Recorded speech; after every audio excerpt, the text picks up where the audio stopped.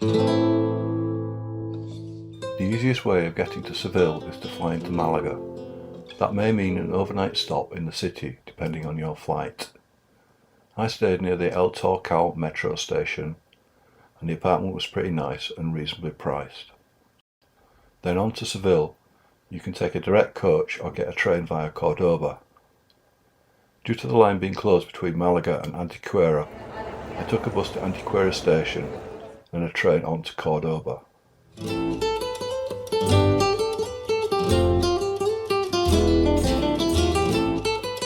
pass through the hills north of Malaga, then over a plain towards Cordoba, with low hills and hilltop villages in the distance.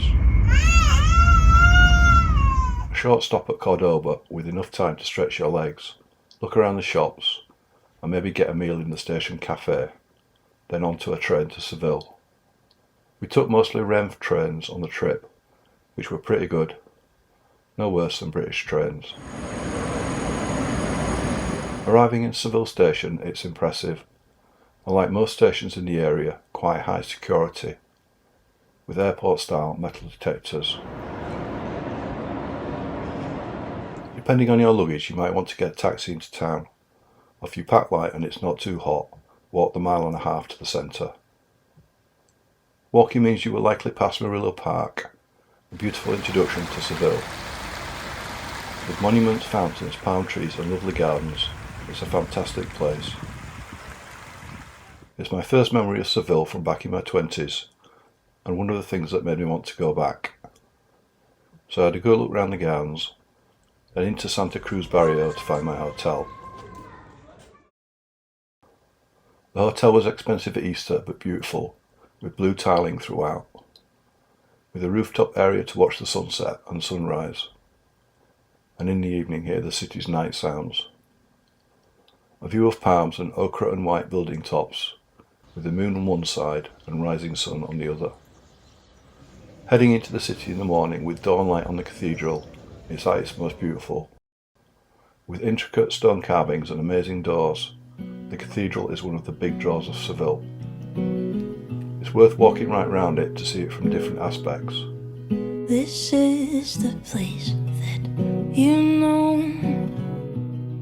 These are the hills where you'd go. Hide. You can wander the nearby streets of Santa Cruz before the tourists get up, and find beautiful historic squares like Plaza de las Tres Cruces, with its 3 crosses dating from the 17th century. The city is still beautiful when the tourists arrive, but much better when it's quiet first thing. I'd come to Seville at Easter, and this is a time of celebration across Spain, with many processions taking place through the holiday period. Lines of chairs are set up for locals and visitors to watch, with people staking their claim to a good spot early on. If you like the buzz of being with lots of people, the festivities are fun for a while. After a bit I headed off to find somewhere more peaceful, down by the river. It was quieter except for a few funky bars that were pumping out beats. And the river looks quite beautiful with its green waters flowing slowly by, fringed by palms. A short walk from the river you can't miss the Plaza de España, another location that had stayed in my memory for over 30 years. It's incredible. Set in a beautiful park, there are fountains and ponds and plenty of bird life. Horse-drawn carts bring visitors to the park, another tradition that has survived for hundreds of years, though maybe more aimed at tourists now. Designed by Aníbal González, the plaza was completed in the 1920s and combines several Spanish architectural styles. Laid out in a semicircle, it has a central fountain, arches, bridges over canals, alcoves with tiling, and towers at each end. You can hire rowboats to scull around the canals, and there is sometimes Spanish dancing. Always open and free, it's best visited in the early morning or sunset, as shown here. At night it is also beautiful as it's lit up. For me, I was happy just seeing it again after so long, and it's one of the things that had made me never forget Seville. My visits to Seville have always been short, maybe too short. It's somewhere I'd be happy to spend an extended length of time.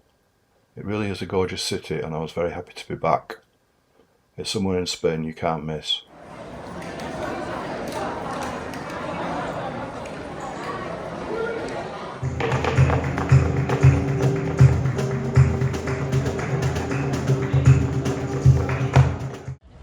next morning I had to leave for the next leg of my journey, walking back to the station, taking a train east. But that's a story for next time. Thanks for watching.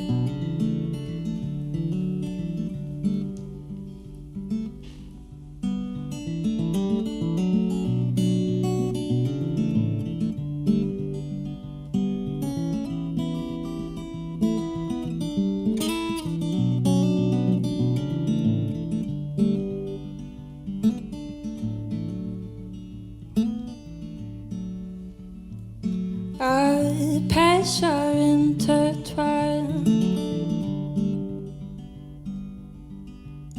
Few years and you'll be fine. While the trees